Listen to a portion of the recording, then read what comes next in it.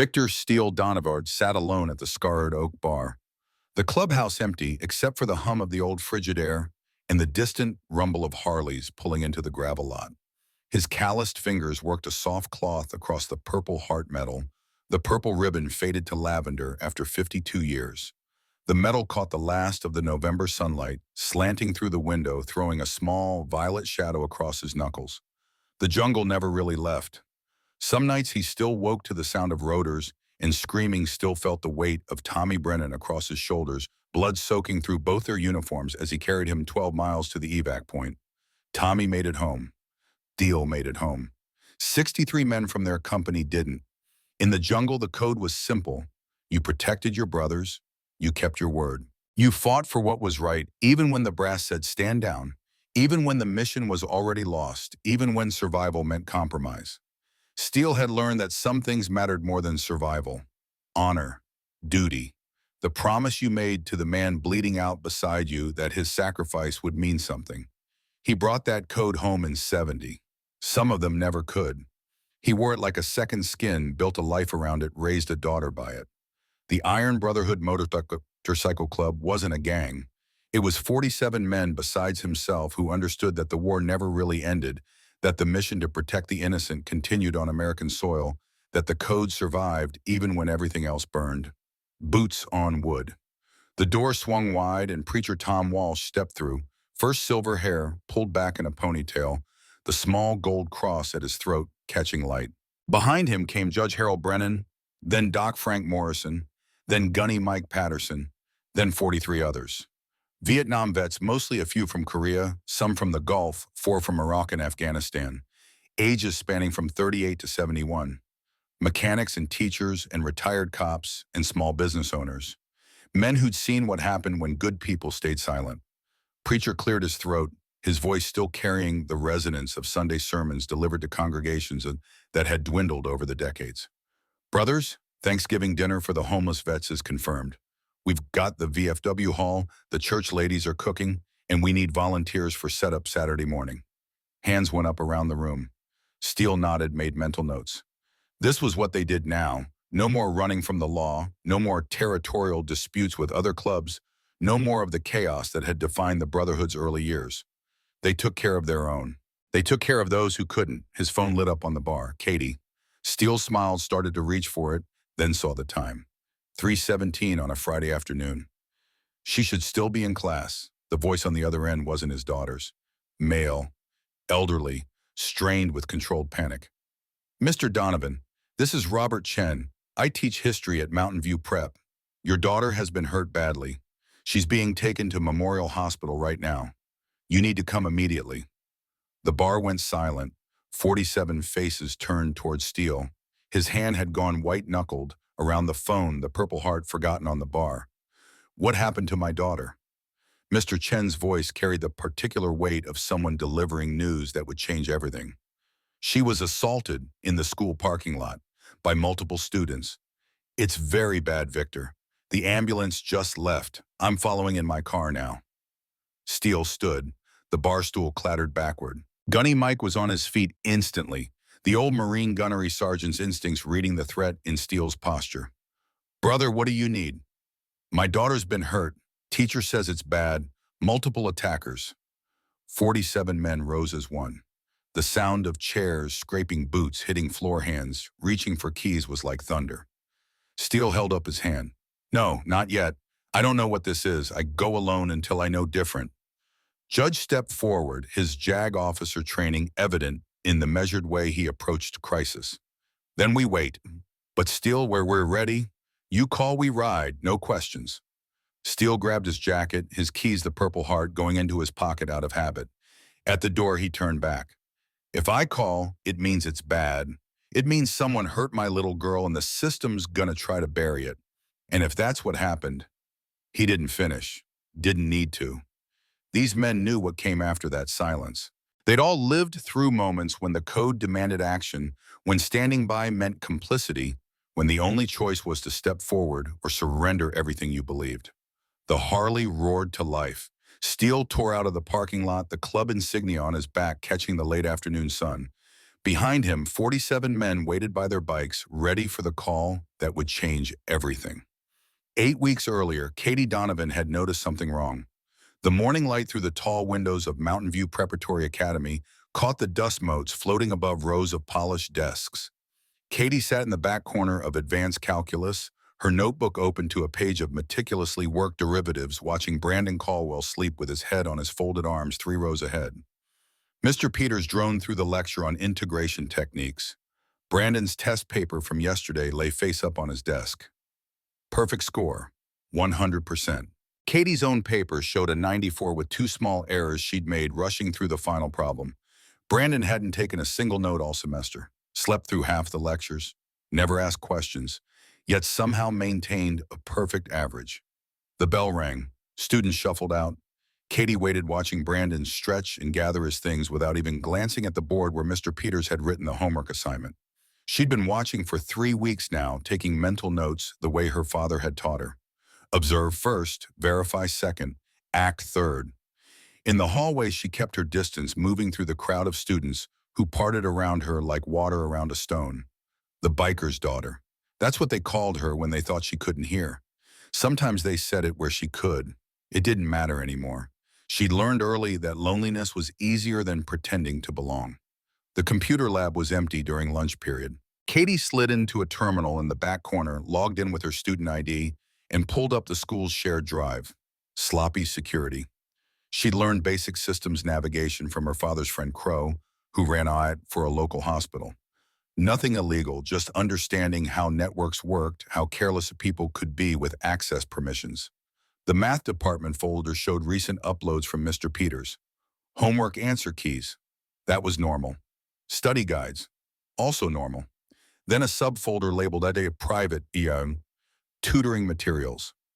Katie clicked 64 files. Every test for the semester. Complete answer keys. Dated 2 days before each exam. The metadata showed they'd been accessed repeatedly from an IP address that traced back to the school's athletic center computer lab. Her hands had gone cold. This wasn't a student getting lucky. This was organized. This was bought. She copied the files to her personal cloud storage, logged out, erased her access from the system logs the way Crow had shown her. Evidence secured. Now she needed to understand the full scope. That afternoon, she sat in the library during study hall, her laptop open to what looked like history homework, while she actually combed through local news archives. Brandon Caldwell, son of State Senator James Caldwell.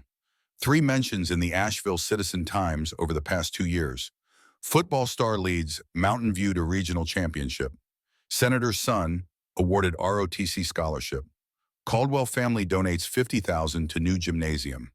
Then the buried stories. The ones that appeared once and vanished. Female student transfers after personal issues. Investigation into harassment allegations dropped due to insufficient evidence. 6 separate incidents. 6 girls. All the complaints filed. All the cases closed within 48 hours. Katie's stomach twisted. She knew that pattern. Her mother had worked in the ER before the drunk driver took her 8 years ago. She'd seen what happened when powerful men hurt people, and the system looked away. She thought about her father then, about the code he'd taught her, the one he'd brought back from Vietnam and never abandoned. You see wrong, you stand up, even if you stand alone, especially if you stand alone. Her phone buzzed. Text from Mr. Chen, the elderly history teacher who treated her with respect because he had recognized her father's unit patch one day and spent 20 minutes sharing stories about Korea. Need to talk. Come to my classroom after school. Katie found him at his desk, paper spread before him, his lined face grave. Robert Chen was 71 years old, a Korean War veteran who'd been teaching for 43 years. His hands showed the slight tremor of age, but his eyes remained sharp. Katie, I'm going to ask you something directly. Have you noticed anything unusual about Brandon Caldwell's academic performance? She hesitated. Mr. Chen had been teaching longer than her father had been alive. He'd seen everything. Yes, sir, I think he's cheating. I think Mr. Peters is helping him. He didn't look surprised. I've suspected for a year, but I'm one voice. I'm retiring in June, and the Caldwells donate heavily to this school. I need someone young, someone brave, someone who won't back down when they come after you. And they will come after you, Katie. You were in Korea. Did you back down from powerful enemies? The old teacher's eyes went distant for a moment, remembering frozen mountains and human waves and choices made when surrender seemed sane and standing firm seemed suicidal. No, and that's why I'm here to help you. But you need to understand what you're walking into. Senator Caldwell sits on the school board. Principal Andrews owes his job to Caldwell money. The county prosecutor plays golf with the senator every Sunday. These people have buried 6 assault complaints against Brandon. They'll bury this too if we don't have perfect evidence. Katie showed him the files on her laptop. His face went pale as he scrolled through test answers, financial records showing payments from an account registered to James Caldwell to Peters's personal checking. $48,000 over 2 years. Dear God, he's been paying for more than test answers. He's been paying for silence. They spent the next hour documenting everything, creating redundant backups, preparing the report that Katie would deliver to Principal Andrews. Mr. Chen's hands shook slightly as he printed the evidence packet. He'd been brave once in Korea. Now he was being brave again, and both of them knew what it might cost. Katie, your father, the Iron Brotherhood. Those men have a reputation. My father taught me that honor isn't about reputation. It's about doing right when no one's watching and the cost is high. Mr. Chen nodded slowly. Then let's do right. And whatever comes after, we face it together. Monday morning, Katie walked into Principal Andrews' office with the evidence packet under her arm and her heart hammering against her ribs. Andrews was a small man with nervous eyes and a tendency to touch his thinning hair when stressed. He touched it a lot during the 30 minutes Katie laid out the case. When she finished, he sat silent for a long moment. These are very serious allegations, Miss Donovan. You understand that Senator Caldwell is on the school board, that his family has been generous to this institution. I understand that cheating is wrong, no matter who your father is. Andrews flinched at the steel in her voice. I'll need to investigate this thoroughly. Talk to Mr. Peters. Talk to Brandon. You understand that false accusations can have consequences. I understand that true accusations should have consequences too. He promised to investigate. His tone suggested he'd do exactly enough to file the report and then let it die quietly. Katie left the office knowing she'd just painted a target on herself, but unable to see any other choice. The code didn't allow for convenient silence. Brandon found her in the hallway that afternoon, stepped directly into her path, his 3 closest friends forming a loose semicircle behind him. Ethan, Marcus, Cole. Football players, all of them. Sons of important families, none as important as Brandon's. You're the snitch. My dad told me about your little report to Andrews. Katie's pulse hammered, but she kept her voice level. I reported a crime. Brandon moved closer, not touching her yet, but violating her space using his size to intimidate. Your mother died because nobody important cared about her. Drunk driver walked away with probation. You know why? Because your family is nobody. Your father's a criminal. You're nobody too. And nobodies don't challenge the Caldwells. The words landed like fists. Katie had never known the details of her mother's case. Her father had shielded her from it, but she'd always suspected that justice hadn't been served. Now Brandon was using that pain as a weapon. My father taught me that honor isn't about being important. Brandon's smile was ugly. Your father's about to learn what happens when the unimportant forget their place. So are you. He walked away laughing. His friends followed. Katie stood alone in the hallway, students flowing around her like she was invisible, and felt the first cold fingers of real fear. The next morning, her locker door hung open, the lock broken. Inside, someone had spray-painted snitch in dripping red letters, books scattered on the floor, her lab notebook torn to pieces. Principal Andrews surveyed the damage with a concerned expression that didn't reach his eyes. Vandalism is unacceptable. We'll investigate. The investigation consisted of nothing. No cameras checked, no students questioned. The damage remained visible for 2 days before maintenance finally painted over it. The message had been delivered and received. Day 3, Katie's bike tires were slashed. All 4 of them cut so thoroughly the rims scraped concrete when she tried to roll it to the parking lot edge. She called her father for a ride, minimized what happened, invented a story about road debris. He'd offered to come to the school, talk to administrators. She'd refused. Just needed new tires. Nothing more. The lies tasted like ash, but telling the truth meant watching her father become what everyone already thought he was. The dangerous biker. the criminal, the man who solved problems with violence. She wouldn't do that to him. Wouldn't let Brandon Caldwell prove every ugly stereotype right. Day 5, the text started. Anonymous number. Your dad can't protect you here. Snitches end up bleeding. Count your day, biker trash. Katie showed them to Mr. Chen. He filed a formal complaint with Andrews. 24 hours later, Mr. Chen received a registered letter. Early retirement offer. Effective immediately. Generous pension if he accepted. Veiled threats about budget cuts and position elimination if he didn't. He sat across from Katie in his empty classroom Friday afternoon, the letter between them on the desk, 43 years of teaching reduced to a bureaucratic dismissal. They're forcing me out. Katie, I'm so sorry. I should have known they'd come after anyone who helped you. This isn't your fault. No, but it's my failure. I'm taking the retirement. My wife's sick. We need the pension. I can't afford to fight. You'll be alone now. He looked at her with eyes that had seen too much survived, too much compromise, too much. Please tell your father, let him handle this. These people are dangerous. Katie shook her head. I can handle it. Just one more week. I'll find another way. She couldn't. There was no other way. The system belonged to the Caldwells. Every door led back to bought silence and buried truth. But she couldn't surrender either. Surrender meant Brandon kept hurting people. Meant the next girl who stood up would face this alone too. That night at dinner, she pushed spaghetti around her plate while her father studied her with the quiet intensity that came from decades of reading tactical situations. You're not eating. Something wrong at school. Just stressed about midterms. He reached across the table, squeezed her hand. Katie, you know you can tell me anything. If someone's bothering you, if you need help. I'm fine, Dad, really. Just need to get through next week. The lie burned.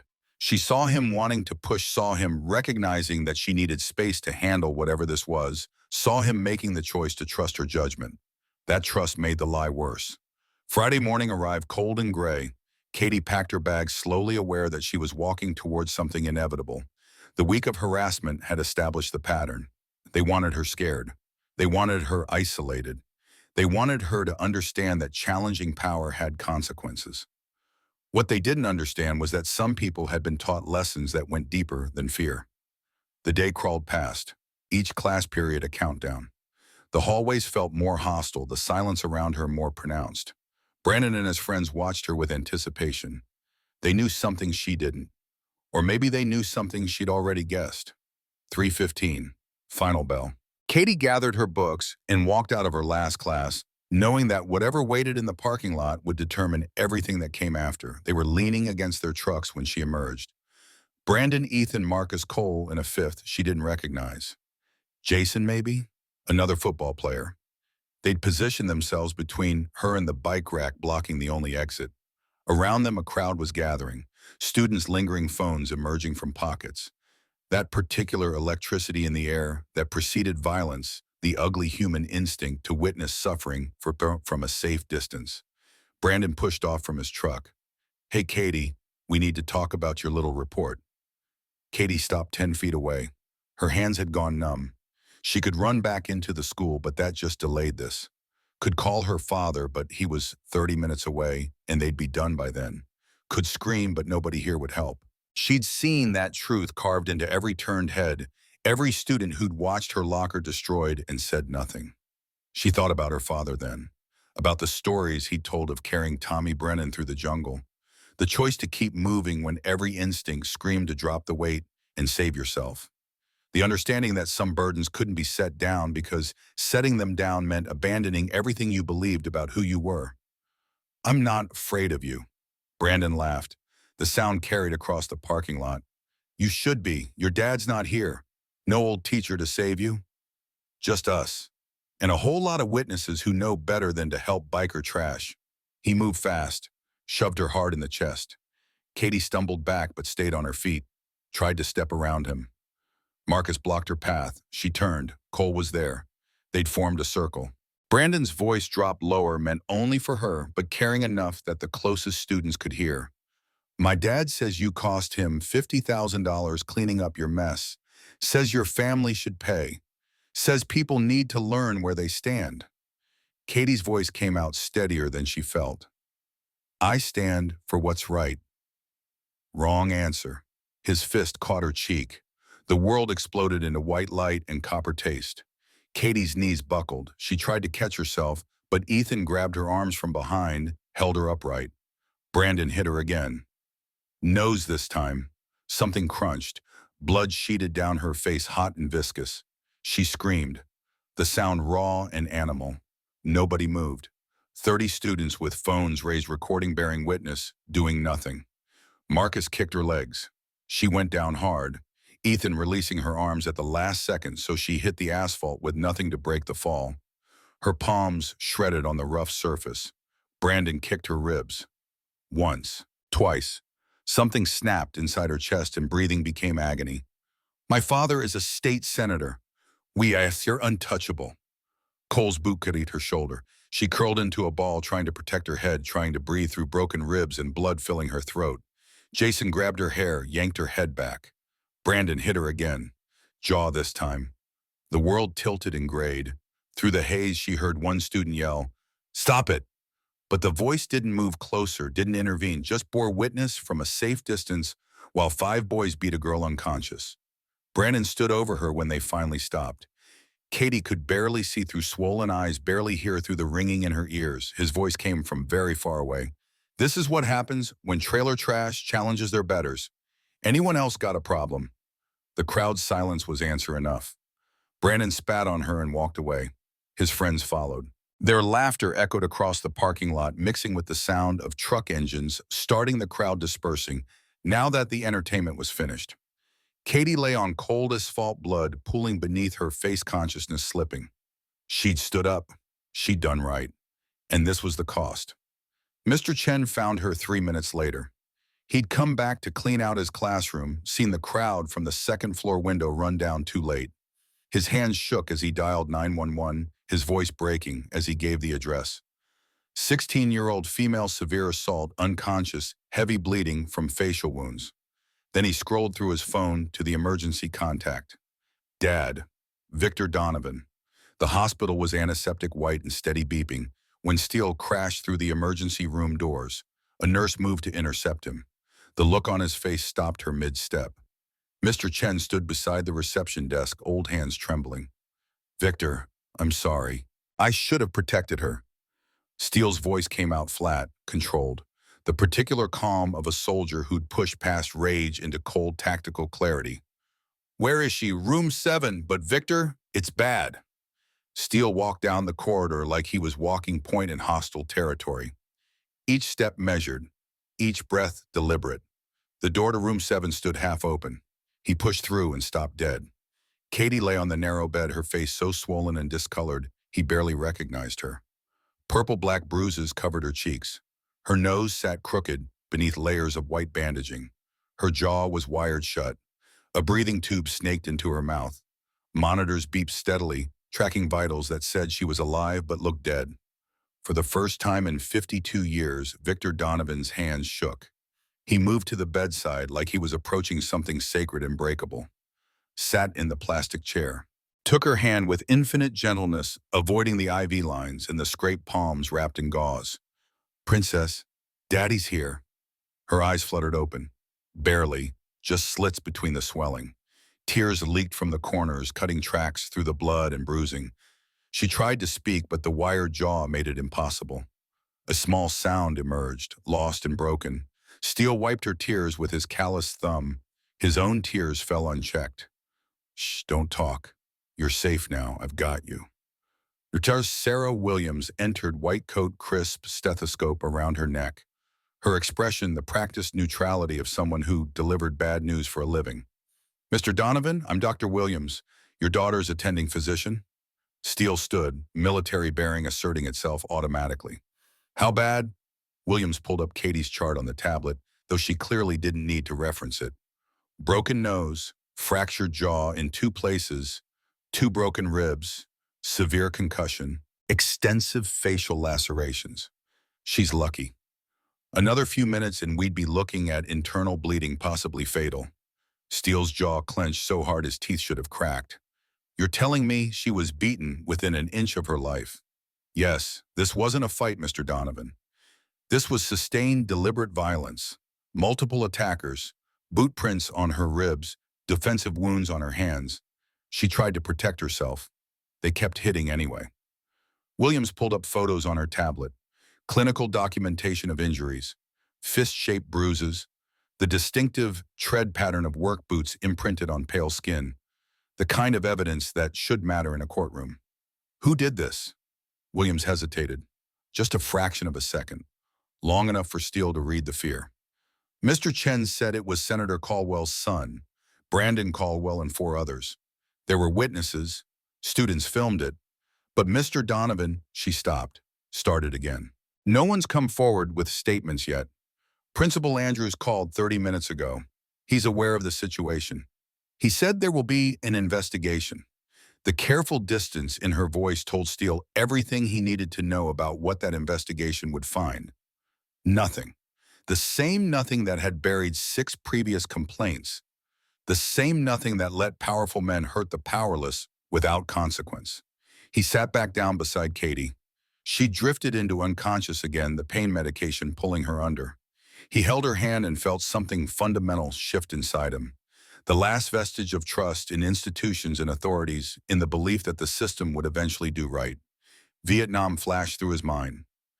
Young Steele carrying Tommy Brennan through 12 miles of jungle, both of them bleeding pursuit close behind. The promise he'd made. I'll get you home, brother. I won't leave you. The understanding that sometimes the mission required everything you had, and more, that the code demanded sacrifice, that honor meant keeping your word even when keeping it killed you. He looked at the Purple Heart in his hand, the medal he'd earned for refusing to abandon Tommy, the physical proof that once upon a time he'd believed in something larger than himself. Katie had stood up, done right, challenged corruption the proper way, and been beaten unconscious for it while 30 students watched and filmed and did nothing. Steele stood, walked into the hallway, pulled out his phone. Gunny answered on the first ring. How is she training? Beaten within an inch of her life by Senator Caldwell's boy and 4 others. Witnesses everywhere. Nobody talking. Gunny's breath hissed through the line. Say the word Steele. We ride. Get everyone to the clubhouse. Emergency session, 1 hour.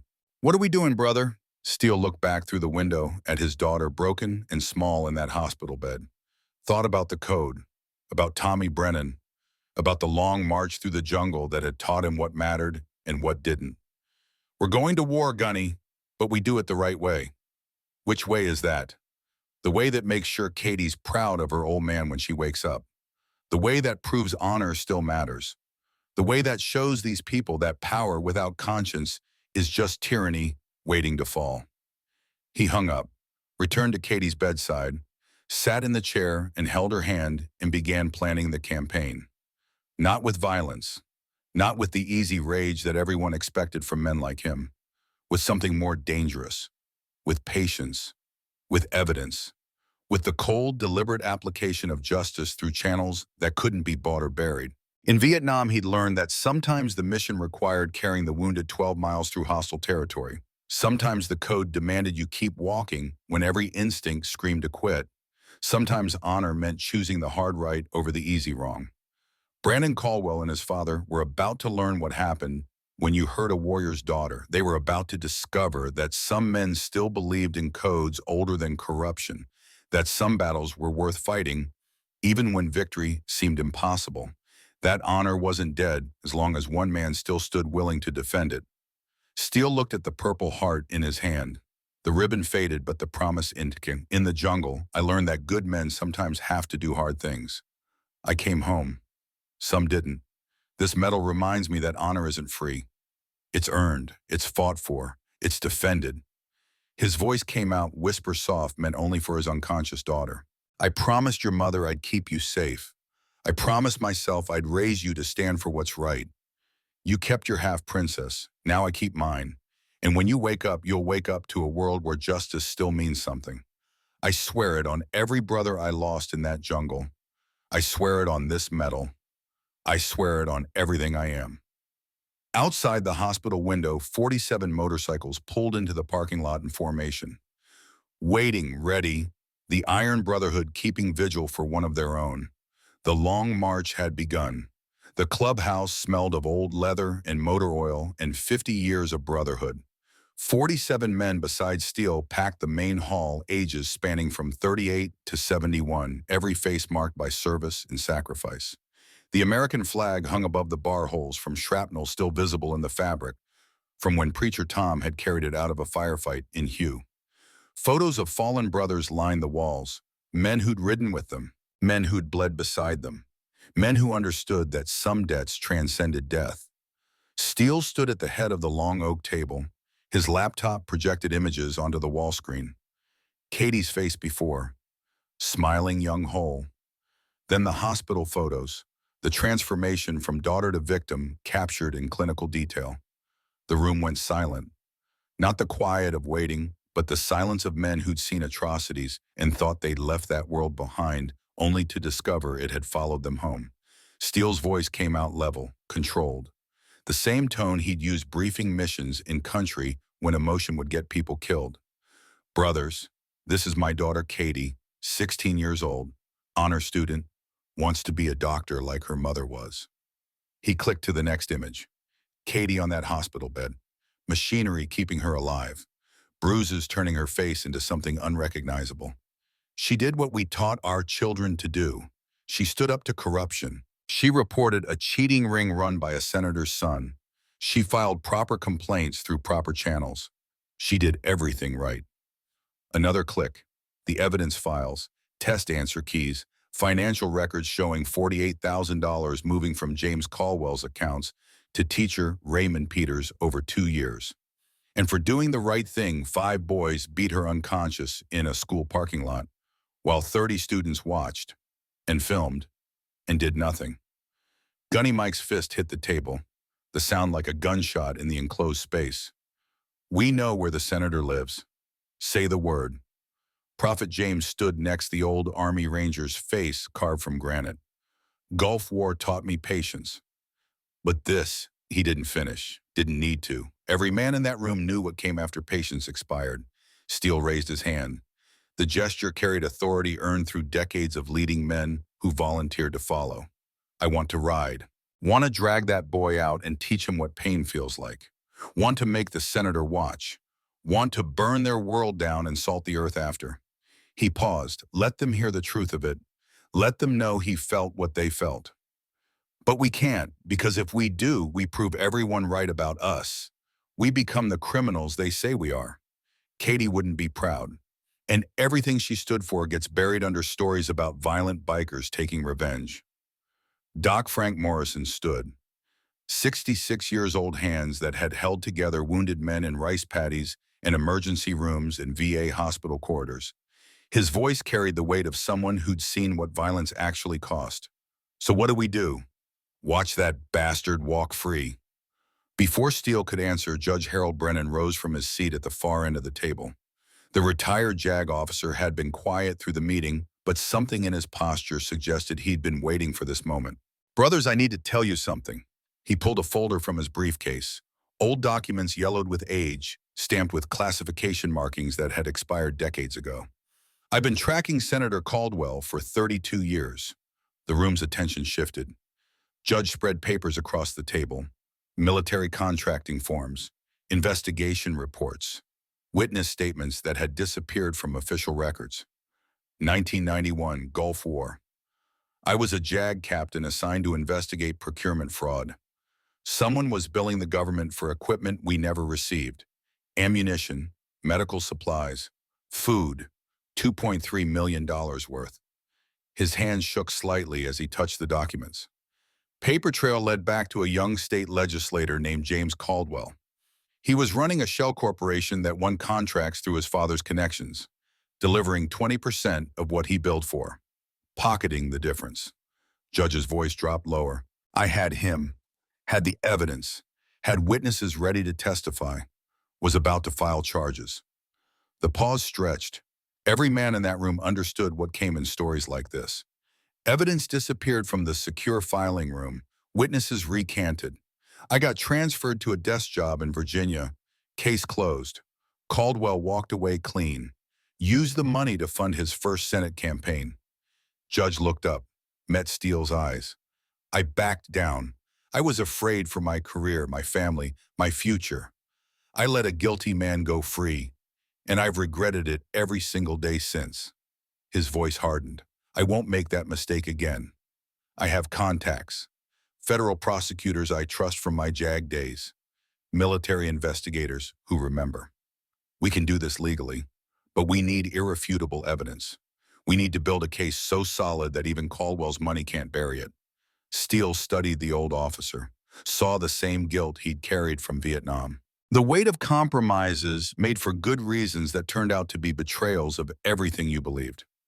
What do you need? Judge pulled out a yellow legal pad covered in notes, planning for this moment even before Steele called the meeting.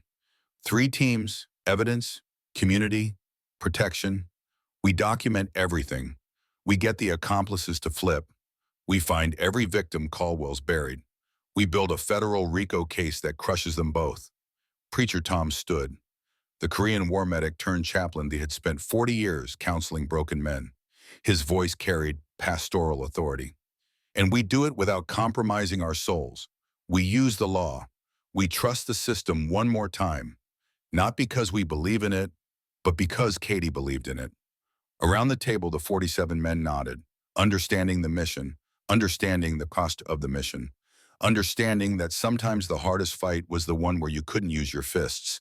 Steele divided them into teams. Judge took 5 men for evidence gathering. Numbers: Pete Rodriguez, the retired IRS auditor. Crow, who understood digital systems. 3 others with backgrounds in investigation and documentation. Preacher took 10 for community outreach. Men with soft voices and hard experience. Men who understood how to talk to frightened parents. Gunny took the rest for protection detail. Round-the-clock watch on Katie, surveillance on potential witnesses, the visible reminder that the Brotherhood protected its own. They dispersed at midnight, riding out in small groups, no loud displays, no intimidation, just quiet men on a quiet mission to do what the system wouldn't. Steele remained at the clubhouse alone, bawling, pulled up the evidence files on his laptop, began mapping connections, Senator Caldwell's donations to Principal Andrews, contributions to County Prosecutor Davis's campaign, golf club membership shared with Judge Hendricks. The web of corruption was extensive but not invisible, just protected. His phone rang at 2 in the morning. Unknown number. Steele almost let it go to voicemail. The woman's voice came through hesitant, afraid, determined. Mr. Donovan, my name is Margaret Caldwell. I'm Brandon's mother. I need to talk to you about what my son did to your daughter. Steele's hand tightened on the phone. Why are you calling? A long pause. The sound of someone gathering courage for a confession that would destroy everything she had. Because I'm ashamed. Because I'm ready to tell the truth. Because when I saw that girl's face on the news, she looked like our daughter would have looked. Your daughter, Mom. Margaret's voice broke. Emily, born 99, died 2001. Sid's officially. But she had bruises that night. James was alone with her.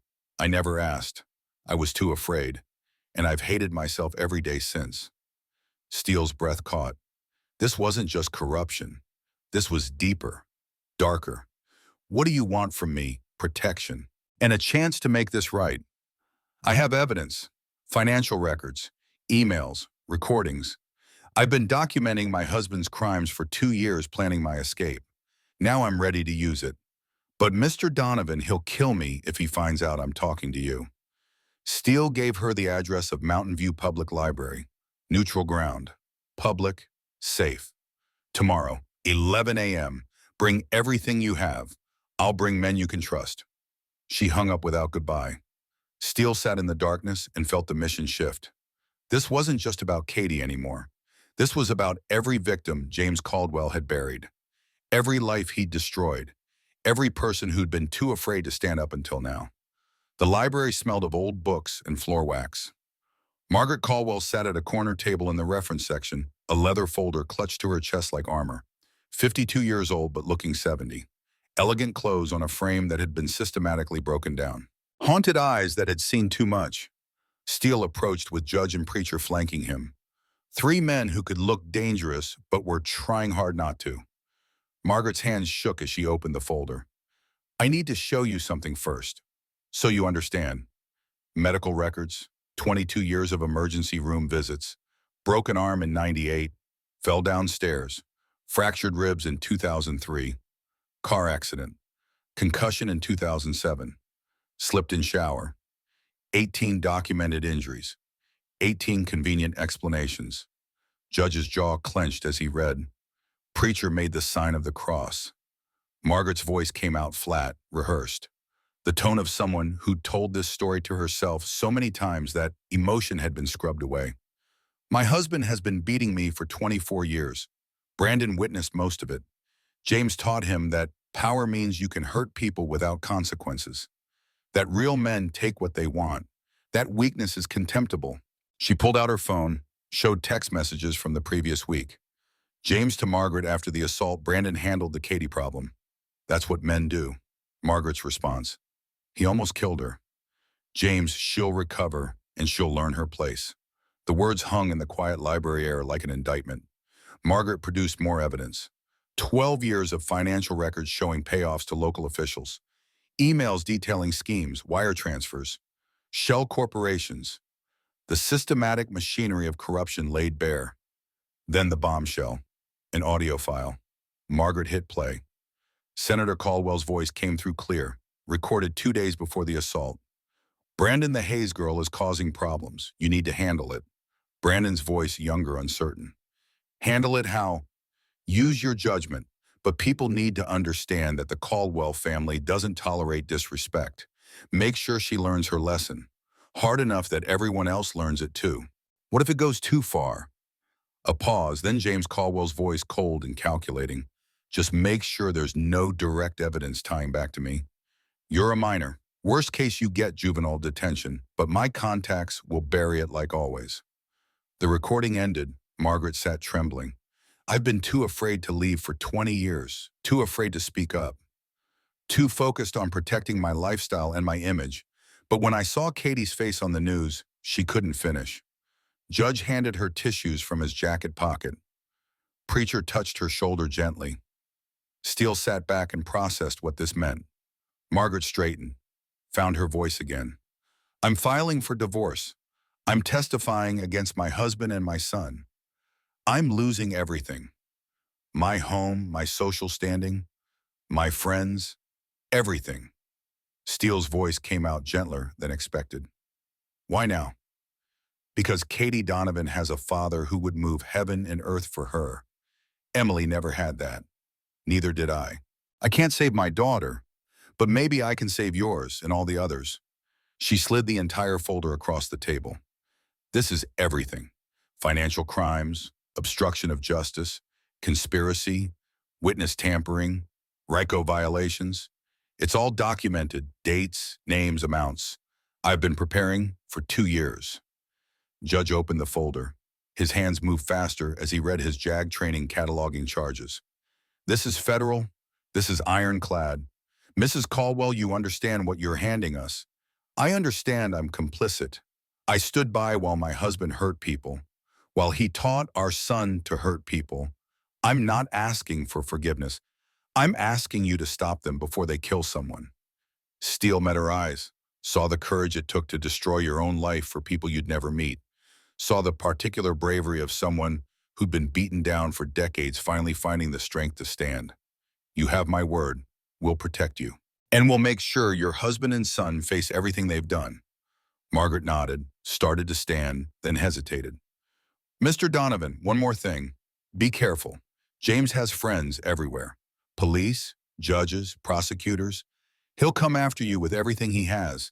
He's already talking about having you arrested for intimidation. Steele smiled without humor. Ma'am, I've been shot at by professionals. Your husband doesn't scare me. They left the library with the evidence folder. Margaret drove away alone, headed for the domestic violence shelter that Preacher had arranged, protected by Brotherhood members who understood that some battles required defending the defenseless.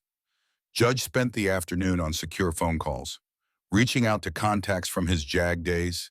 Ellen Rodriguez, now a federal prosecutor in Charlotte, Colonel David Thompson, military criminal investigation.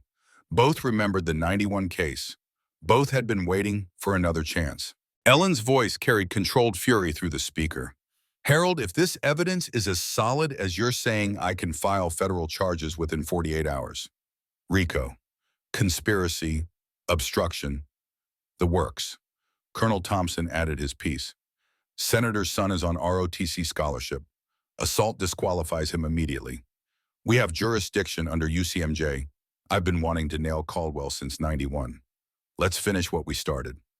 While Judge built the federal case, Gunny's team visited the four accomplices. Early Sunday morning, before families went to church, when the truth couldn't hide behind busy schedules. Ethan Carter's house stood in a working-class neighborhood, small ranch, 2 cars that had seen better years.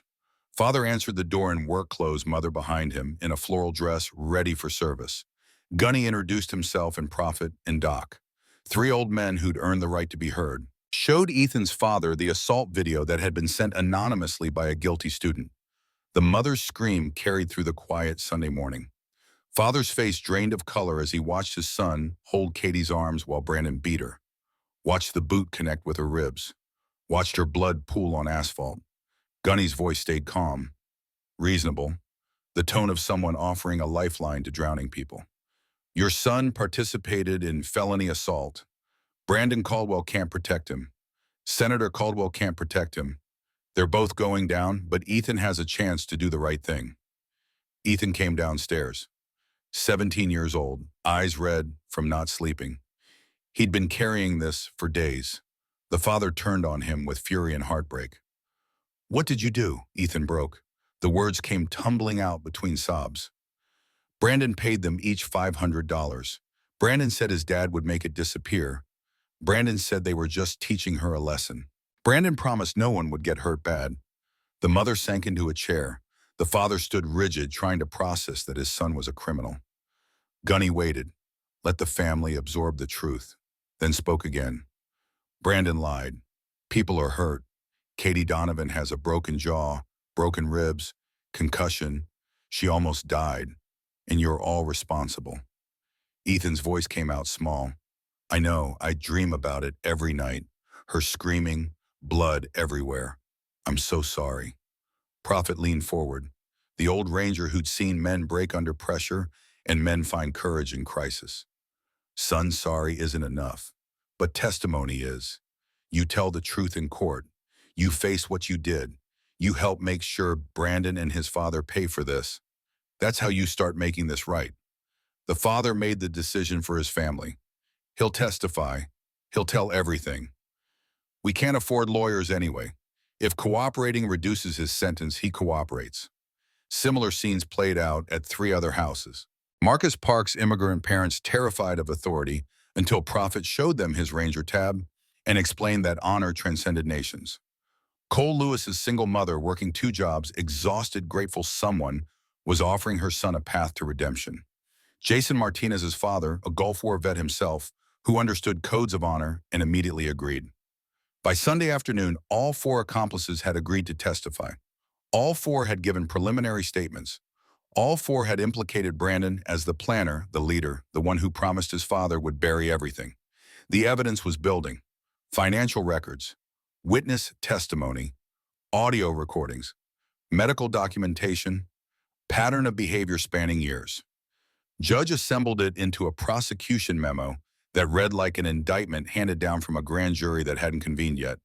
Friday afternoon, Steele made the call to Senator Caldwell's office, requested a meeting, used Judge's name and credentials, mentioned evidence of UCMJ violations from 91.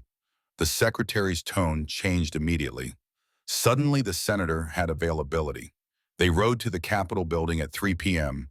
Steele, Judge, Gunny, Preacher, 4 men in leather vests and silver hair, walking into Power's house carrying truth like a loaded weapon.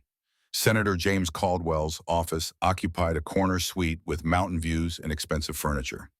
Photos with presidents lined the walls. Diplomas from prestigious schools. American flag pin on his lapel. The costume of respectability worn by someone who'd corrupted everything it represented. Caldwell stood behind his desk, 58 years old, tailored suit, smile that didn't reach his eyes. Gentlemen, my secretary said this was urgent. Steele stepped forward. Your son and 4 others beat my daughter unconscious. We're here to discuss what happens next. The smile faltered. I'm aware of the alleged incident. Unfortunate misunderstanding between teenagers. Boys can be rough. I'm prepared to offer compensation. 25,000 should cover medical expenses. He pulled out a checkbook, the gesture of a man accustomed to buying his way past consequences. Steele's voice went cold. I'm in. You think you can buy this? Mr. Donovan, let's be realistic. You're a mechanic on disability pension. 25,000 is more than you make in 6 months. Your daughter will recover. Everyone moves on. Gunny took a step forward, growling low. Steele's hand stopped him.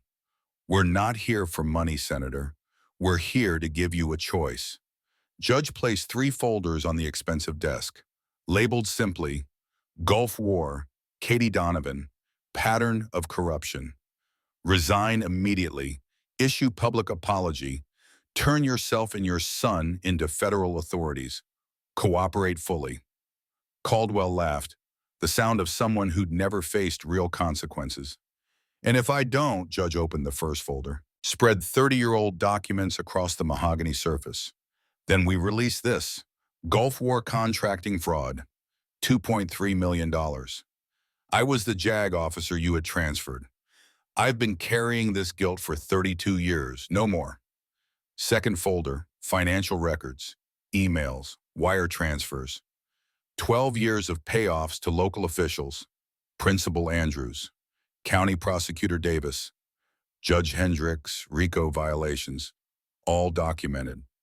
Third folder, the audio recording cued on a phone. Judge hit play. Senator Caldwell's voice filled his own office. Make sure the Hayes girl learns her lesson, hard enough that everyone else learns it too. The words of a man ordering violence against a child, conspiracy to commit aggravated assault, captured in his own voice. The color drained from Caldwell's face. He sank into his chair. Where did you get this? Steele met his eyes. Your wife, she's had enough. Filed for divorce this morning. Restraining order granted. She's in protective custody with 24 years of medical records documenting your abuse. Caldwell stood, rage replacing shock. Margaret Wooden, you're lying. She already did. This drive has copies of everything. It's being uploaded to 5 federal prosecutors in Steele checked his watch. 2 minutes. U.S. Attorney's Office in Charlotte, Military Criminal Investigation, FBI, DOJ Civil Rights Division, and the Inspector General for the Senate Ethics Committee. You're bluffing. Steele walked to the door, Gunny, Judge, and Preacher following. You have 24 hours to do the right thing. After that, it's out of our hands. Federal jurisdiction, military investigation, media exposure. You're done either way. This is your last chance to surrender with dignity. Caldwell's voice rose to a shout as they left. Wait, we can make a deal. I have friends, power. You can't just... Preacher turned back, his chaplain's voice carrying the weight of 40 years counseling dying men. Senator, I've sat with the powerful at the end. They all say the same thing. I wish I'd been better. You have a chance to be better. Take it. Steele's final words echoed down the marble corridor. In Vietnam, I learned that power without honor is tyranny. You're about to learn that too. They rode away from the Capitol as the sun set orange and gold over the mountains. Behind them, James Caldwell made frantic phone calls to lawyers and allies and friends who suddenly weren't answering. The evidence packets were already landing in federal inboxes. Prosecutors were already reading. The machinery of justice was already grinding forward. Not the local justice that Caldwell owned, federal justice, the kind that couldn't be bought or buried. Steele pulled into the hospital parking lot as night fell. Went to Katie's room, sat beside her bed. She'd been awake for brief periods now, healing slowly. Still in pain but alive, her eyes opened, focused on him with effort. She tried to speak through the wired jaw but couldn't. Reached for the notepad on the side table. Wrote in shaky letters, "Did you hurt them?" Mad Steele read it, understood what she was really asking. Did you become what they say you are? Did you prove them right? Did my sacrifice mean nothing? No, princess. We did something better. We proved them guilty. Federal prosecutors have the evidence.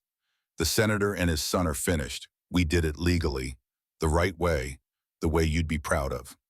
She wrote again. You kept the code. Steele felt his throat tighten. You showed me how. You stood up first. I just followed my daughter's example. Katie's eyes closed, a small smile visible despite the swelling. Steele held her hand and felt the weight of 32 years lift from Judge. Felt the burden of every compromise every time they'd let power win because fighting seemed impossible. Not this time. This time honor would matter. Justice would matter. The code would matter. Outside, 47 motorcycles stood guard in the parking lot, a wall of leather and chrome and graying men who remembered when duty meant something, who'd carried that memory through decades of disappointment, who'd finally found a battle worth fighting the old way. The long march continued, and for the first time in a long time, it felt like they were marching toward something instead of away from it. Saturday morning broke cold and gray over Asheville. At 6 a.m., federal agents and windbreakers marked FBI and DOJ fanned across 3 locations simultaneously: Senator Caldwell's mountain estate, his downtown office, the lake house where Brandon had celebrated with friends the night after the assault. The raids were surgical, professional, inevitable. Steele watched from his truck parked 2 blocks from the mansion, not gloating, just bearing witness, making sure that what needed to happen actually happened. Judge sat beside him, phone to his ear, receiving updates from Ellen Rodriguez. The senator emerged in handcuffs at 6:32, still in pajamas and bathrobe. No dignity, no grace. Just a powerful man suddenly rendered powerless by the machinery he'd thought he controlled. News crews captured everything. The perp walk played on loop within the hour. Brandon came out separately, fighting the agents, screaming about his father, about lawyers, about people who would fix this. Nobody fixed it. The cuffs stayed on, the charges stayed filed. The evidence stayed irrefutable. By noon, the story dominated every news channel, not just local, national. CNN ran the audio recording of the senator ordering violence. Fox showed the assault video alongside Brandon's Instagram caption. NPR interviewed legal experts about RICO applications to political corruption. The narrative was unified for once. Powerful family, pattern of violence, system that enabled them, father who wouldn't let it stand. The Iron Brotherhood stayed out of it. No interviews, no statements, just quiet men who'd done quiet work and let the evidence speak. Steele visited Katie that afternoon, found her sitting up in bed, watching the news coverage on the hospital TV. She wrote on her notepad, hand steadier now. They arrested him. Both of them, Senator and Brandon, 4 accomplices already cooperating. Principal Andrews resigned this morning. County prosecutor announced he's recusing himself from all Caldwell-related cases. Katie wrote again, "You did this without violence." Steele sat beside her bed. "We did this with truth. Same weapon you used when you filed that first report.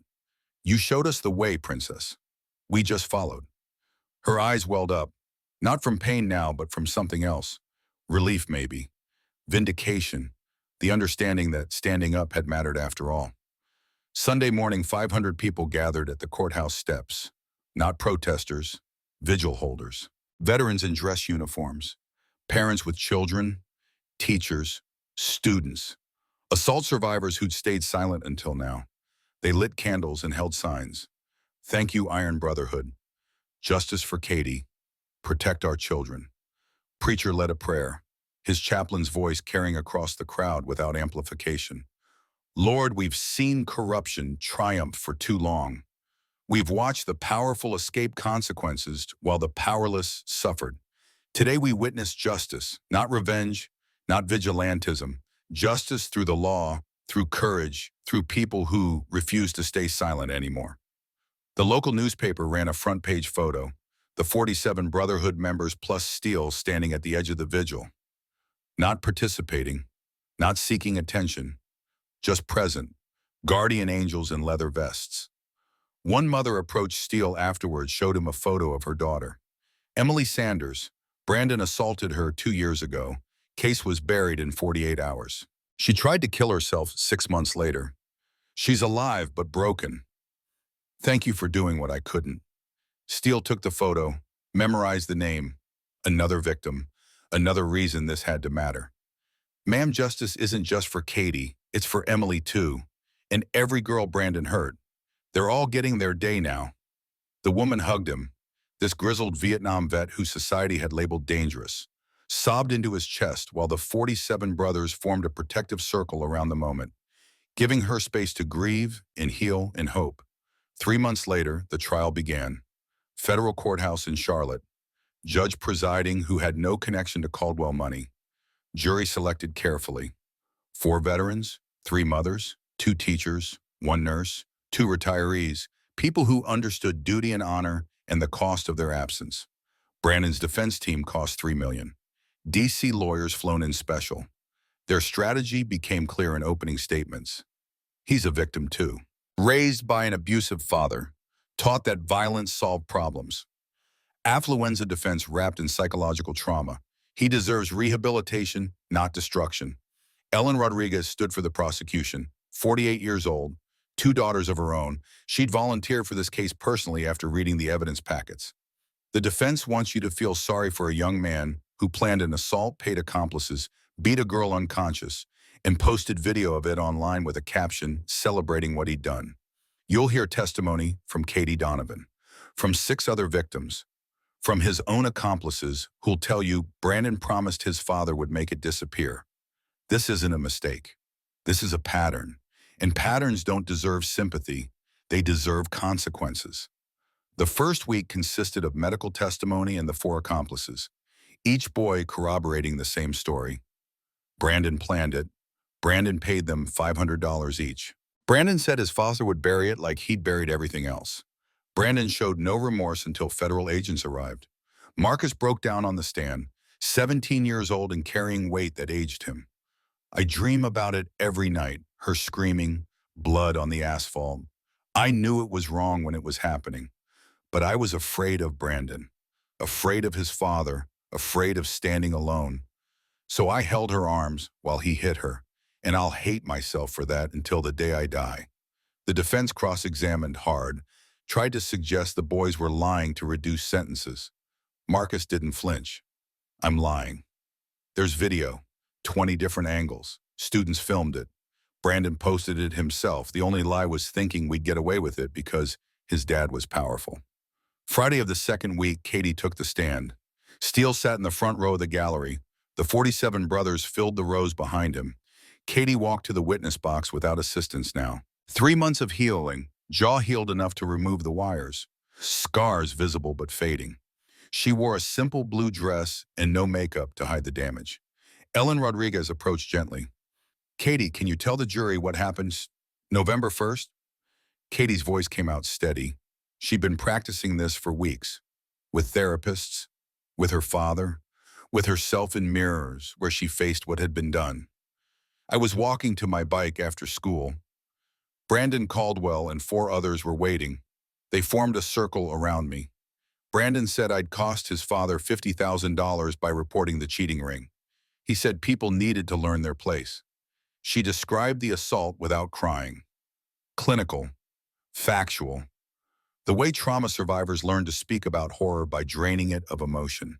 Each blow, each kick, the sound of her own screaming, the feeling of ribs breaking, the taste of blood, the moment consciousness started slipping away. I remember thinking my father would be proud I'd stood up. And then I remember thinking I might die without telling him that. And then I don't remember anything until the hospital. Ellen showed photos, Katie's face in the hospital. The jurors flinched. 2 women wiped tears. 1 veteran's jaw clenched so hard his face went white. Katie, why did you report the cheating ring? Because it was wrong, because other students worked hard for their grades and Brandon was buying his. Because my father taught me that honor means doing right even when it's hard. The defense attorney stood for cross-examination. Young, expensive suit, voice dripping with false sympathy. Miss Donovan, I'm sorry for what happened to you, but isn't it true your father has a criminal record? Steele's hands gripped the armrests. Judge touched his shoulder. Easy, Katie's voice didn't waver. My father was arrested for a bar fight when I was 4. He served probation. He's been honorable every day since. He taught me that mistakes don't define you. Choices do. He made good choices. Brandon made bad ones. Your father leads a motorcycle club with a reputation. My father leads a brotherhood of military veterans who believe honor still matters. Something Brandon Caldwell clearly doesn't understand. Isn't this just revenge for your father's past? Katie leaned forward, eyes hard. This is about stopping bullies who think power makes them untouchable. My father showed me you stop them with evidence and courage, not by staying silent, not by being afraid. That's what I did. That's what he did. We stood up, together. The defense attorney realized he'd lost this exchange. Sat down quickly. Ellen had no redirect. Katie had said everything that needed saying. As Katie stepped down, Steele caught her eye, nodded once, pride radiating from him like heat. She returned to the gallery and sat beside him. He took her hand, squeezed gently, no words needed. The following Monday brought the previous victims, 6 girls between 15 and 19, each telling similar stories. Brandon's escalating violence, the harassment, the assaults, the threats, the complaints filed and buried, the families who'd moved away or given up or stayed silent from fear. Amy Chen testified via video conference from Seattle, now 19, still in therapy. He choked me until I passed out. When I reported it, I got death threats, anonymous texts saying they'd kill my dog. My parents were scared. We moved 3 states away. I thought I'd never see justice. Thank you for giving me this chance. Margaret Caldwell took the stand. Wednesday, 3 months of separation from her husband had changed her, thinner, grayer, but standing taller somehow. The weight of complicity lifted even as the weight of testimony pressed down. She described 24 years of abuse, showed medical records, played audio recordings of her husband's violence. Then the crucial evidence, the phone call where James ordered Brandon to teach Katie a lesson hard enough that everyone would learn. My husband created a monster. He taught our son that power means immunity, that violence is strength, that people are obstacles to be removed. I stayed silent for too long, enabled it, protected it, but when I saw Katie Donovan's face on the news, I saw my daughter Emily, and I knew I couldn't stay silent anymore. The defense tried to paint her as a scorned wife seeking revenge. Margaret's response cut through the accusation. I'm a mother who failed her daughter and nearly let that failure cost more girls their lives. This isn't revenge. This is atonement. This is making sure my silence stops being complicit in violence. Thursday brought Steele to the stand. He'd worn his dress uniform. Marine Corps service coat, Purple Heart, Bronze Star. 62 years old but carrying himself like the warrior he'd been. Would always be. Ellen established his background. Vietnam, 2 tours, wounded in action carrying a fellow Marine to safety, honorable discharge, 30 years running an honest motorcycle repair shop, raising a daughter alone after his wife's death. Mr. Donovan, what did you do when you learned Katie had been assaulted? Steele's voice carried the gravel of age and experience. Ma'am, I wanted to kill them. Wanted to ride to that boy's house and show him what real violence looked like. Wanted to make his father watch.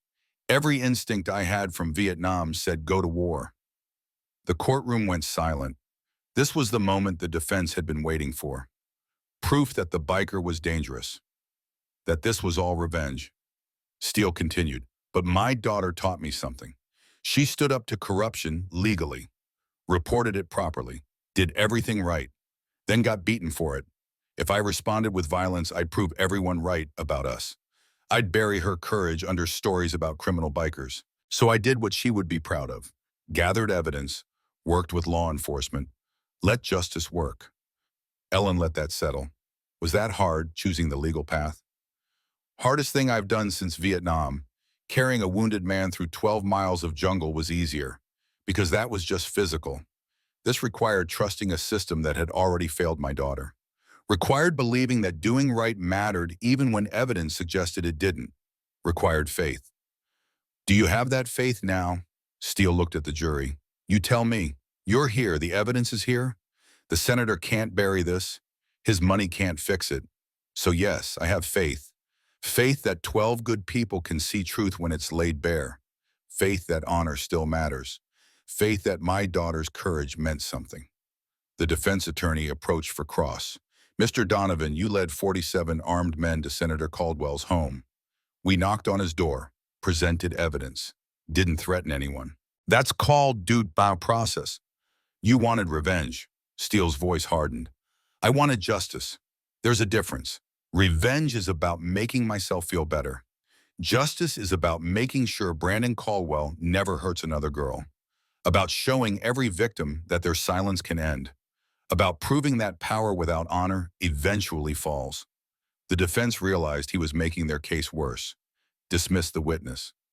Brandon took the stand Friday against his lawyer's advice. 17 years old and genuinely broken by the weight of facing real consequences. He described his father's abuse, the lessons about power, the understanding that violence was acceptable if you were strong enough. I didn't think I was doing anything that bad. Girls had reported me before nothing happened. My dad made it go away. I thought that's just how things worked for people like us. Ellen Rodriguez destroyed him methodically on cross. You thought beating a girl unconscious was okay? No. I mean, it went too far. How far was too far? The first punch, the second, the kick to her broken ribs, posting the video online. Brandon had no answer. You said girls had reported you before. How many? I don't know. 6, 7. And your father made those go away. So you knew it was wrong. You just thought you wouldn't face consequences. Silence. You're not a victim, Brandon. You're a predator who got caught. The only reason you're sorry is because for once, Daddy couldn't save you. The closing arguments stretched over Monday. Defense pleading for mercy, for understanding, for rehabilitation. Ellen Rodriguez stood for her final statement, walked slowly to the jury box. Brandon Caldwell planned this assault, paid accomplices, executed it while 30 students watched, posted video celebrating it, and only showed remorse when facing prison. The defense says he's young, he's 17, old enough to drive, old enough to know beating an unconscious girl is wrong, old enough for consequences. She paused. Katie Donovan showed courage. Victor Donovan showed restraint. Margaret Caldwell showed redemption. Brandon Caldwell showed us exactly who he is. Believe him. The jury deliberated 7 hours. Returned Thursday afternoon. The foreman was a Vietnam vet, 70 years old, face carved from granite and honor. On the charge of aggravated assault in the first degree, we find the defendant guilty. 7 counts, all guilty, conspiracy, guilty, witness intimidation, guilty. Brandon collapsed sobbing. His expensive lawyers sat helpless. Katie gripped Steele's hands so hard her knuckles went white. Steele sat motionless. No triumph, just quiet satisfaction that the mission was complete. Sentencing came 2 weeks later. Judge McKenzie was 65, former prosecutor. No patience for entitled criminals. Brandon Caldwell, you filmed your own crime, posted it publicly, showed zero remorse until facing prison. Your privilege taught you that rules didn't apply. This court teaches different. 8 years federal prison.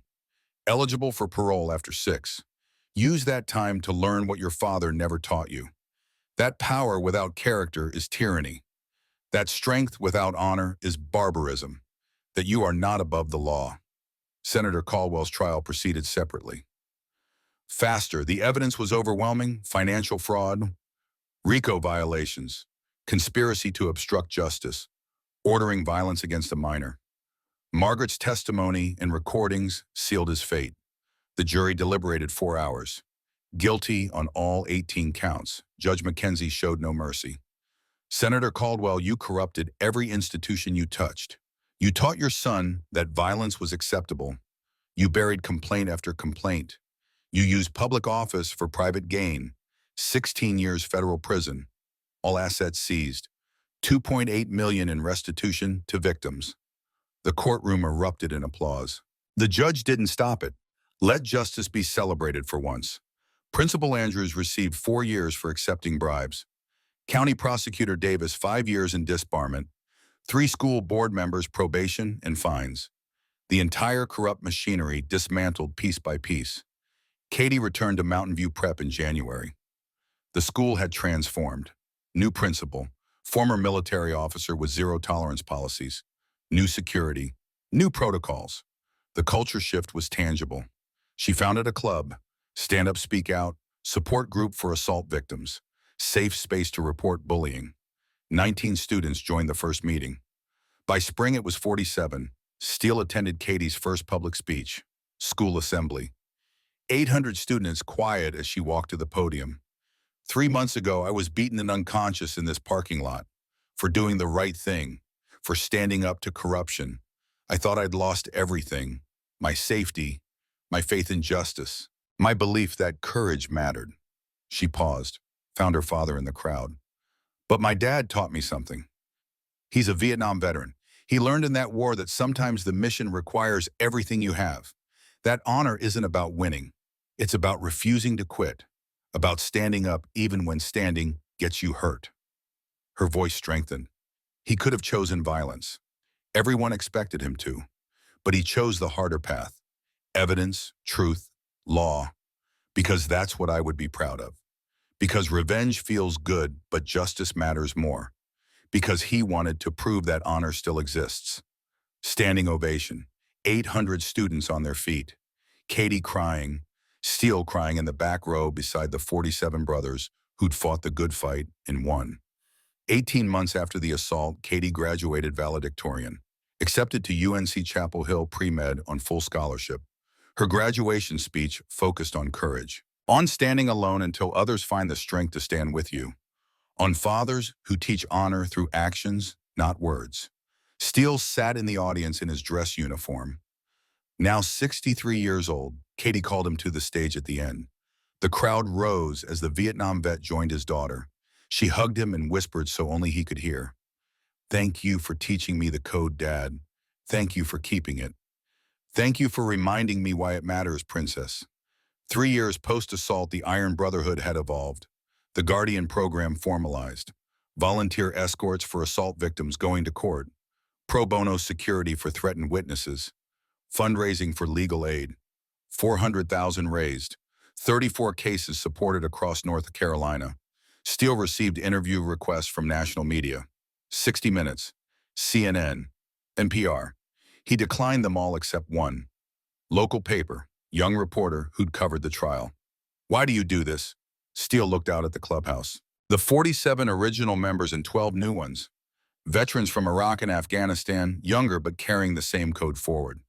Because we're fathers, grandfathers, brothers. We remember what it means to protect the innocent. In Vietnam, I learned to carry the wounded even when it cost everything. That mission never ends. It just changes terrain. Home instead of jungle. Courtrooms instead of firefights. But the purpose stays the same. Protect those who can't protect themselves. Stand for what's right. Never stop marching toward honor. The reporter published it front page. The Iron Brotherhood received 43 applications from younger veterans the following month. Katie's 19th birthday arrived on a Saturday 3 years after the assault. Steele picked her up from UNC campus. They rode together to the clubhouse. She'd learned to ride 2 years ago. Her own Harley now. Purple paint job, the color of healing. The clubhouse was packed. The 47 original members plus 15 new ones. Families, community members. 7 assault survivors, including Amy Chen, who'd flown in from Seattle. Margaret Caldwell, sober 3 years and volunteering at women's shelters. Preacher stood to speak. 71 now, voice still carrying pastoral authority. Brothers and friends, we gather to celebrate Katie Donovan. 3 years ago, she stood up to corruption. Got beaten for it. Could have stayed silent after. Could have let fear win. Instead, she founded programs that helped 34 other victims find courage. She reminded us what we'd been fighting for all these years. He raised his glass. To Katie, who showed old warriors that the mission continues, that honor survives, that courage is contagious. 60 voices. To Katie, she stood, tears streaming, but voice steady. 3 years ago, I thought courage meant standing alone. But my father and these men taught me different. Courage means standing together. Honor means protecting the weak. Justice means never giving up the march. She looked at Steele. My dad has a Purple Heart from Vietnam. He carried a wounded man 12 miles through enemy fire. He taught me that's what real strength looks like. Not the power to hurt, the will to help, not destroying your enemies, protecting your friends. She pulled out a small package, handed it to Steele. He opened it. A medal, custom made, bronze, engraved to the father who taught me honor. Steele's hands shook as he held it. This warrior who'd seen so much, done so much, finally receiving the recognition that mattered most. From his daughter, from the person whose courage had reminded him why he'd survived Vietnam, why he'd come home, why he'd kept the code all these decades. He stood, hugged Katie, the embrace of two people who'd walked through fire and emerged tempered by it. Thank you, Princess, for showing me the code still matters, for proving honor isn't dead as long as one person stands for it. As the celebration continued, Steele and Katie stepped outside, the parking lot full of motorcycles gleaming under autumn sun. Behind them, the clubhouse rang with laughter and stories and the sound of brotherhood. Katie spoke first. Dad, I'm thinking about law school after med school.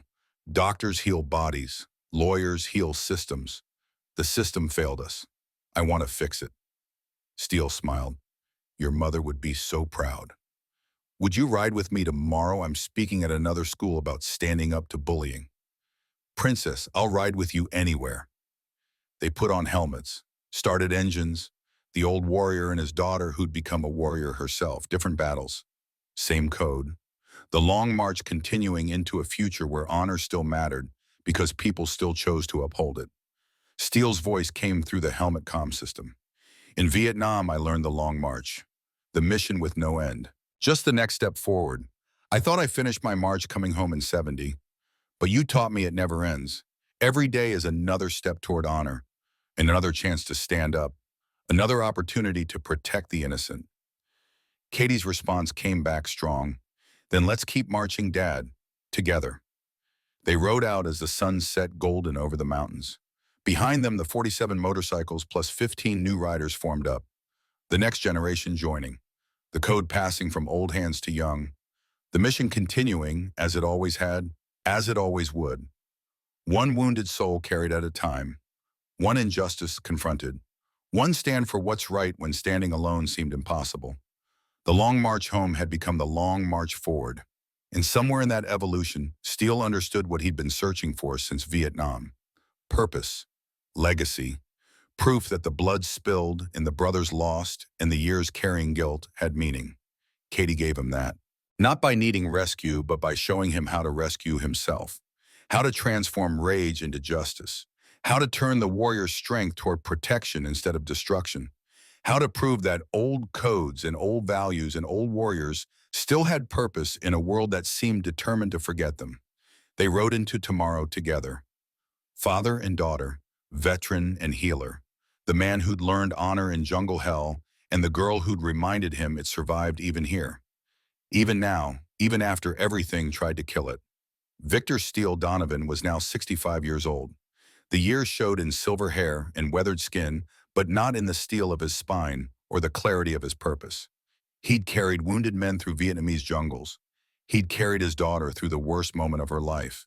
And now he carried the torch forward, passing it to the next generation of warriors who understood that some battles were worth fighting without fists. The march continued. It always would, as long as people stood up, as long as courage spread, as long as one generation taught the next that some things mattered more than safety or comfort or the easy path.